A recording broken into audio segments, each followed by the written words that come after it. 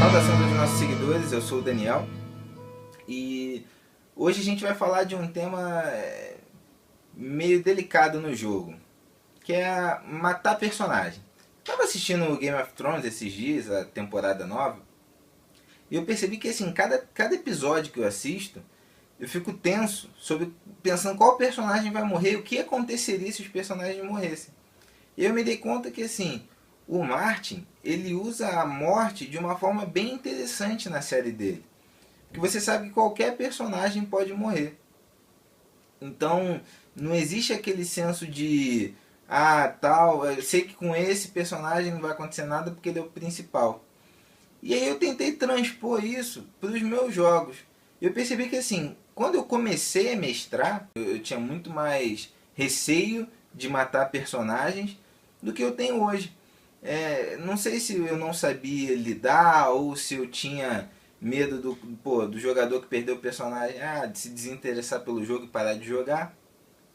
Mas com o passar do tempo você vê que a morte ela é parte do jogo. E você pode usar esse fator como um tempero muito maior no teu jogo. Por exemplo, você usa a morte como punição ou como consequência?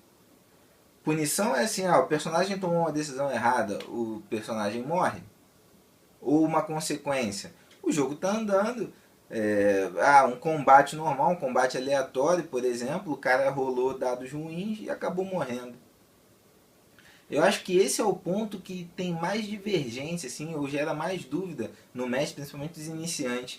Pô, eu vou matar um personagem num combate aleatório? Às vezes é um negócio que não tinha nada a ver com nada. Eu coloquei ele só para dar uma animada ali naquele momento da sessão. Os jogadores queriam um combate e o cara morreu. A morte, ela pode ser usada de várias formas. O mais importante que eu acho é você ver como que você vai querer encaixar isso, que tom você quer dar para a tua aventura. Porque os jogadores, eles vão sentir como eles devem se comportar pelo tom que você dá. Então, por exemplo, se o jogador tem um personagem que ele gosta, um personagem bem construído, que ele já se afeiçoou, se ele sabe que ele pode perder aquele personagem a qualquer momento, ele vai dar mais atenção para a tua aventura. Então esse é o tempero que eu estou falando. Se é um jogo que ele é tipo um jogo de videogame com contínuo infinito, não que ele não vai se interessar, mas eu acho que você perde um fator dramático muito grande da história, que é a morte dos personagens. Que às vezes a morte de um personagem por si só já pode acarretar outros ganchos. Como que o grupo reagiria à morte de um determinado personagem? Vamos supor, se você fez uma história, tua aventura baseada na história de um determinado personagem, principalmente, né? Claro que a aventura vai pegar um pouco da história de todos, mas eventualmente a gente faz focado mais em um, que tem uma história mais legal, mais abrangente. E se esse personagem morrer? O que você faria? O que o grupo faria? Seguiria em frente? Ia parar e abandonar aquela missão? Isso é uma coisa que é bom pensar. Que quando você já tem isso definido, você fica muito mais à vontade para lidar com essa questão de matar personagem ou não.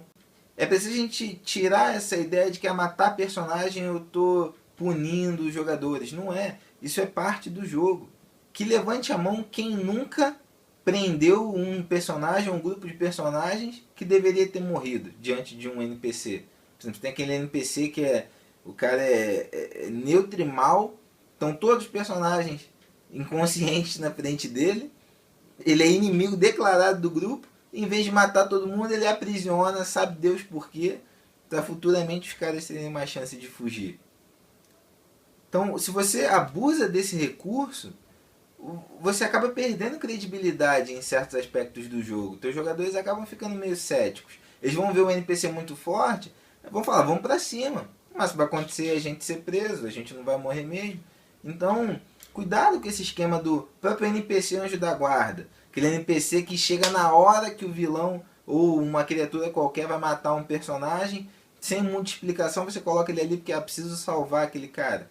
Não sei, às vezes sim, pode acontecer, mas às vezes não.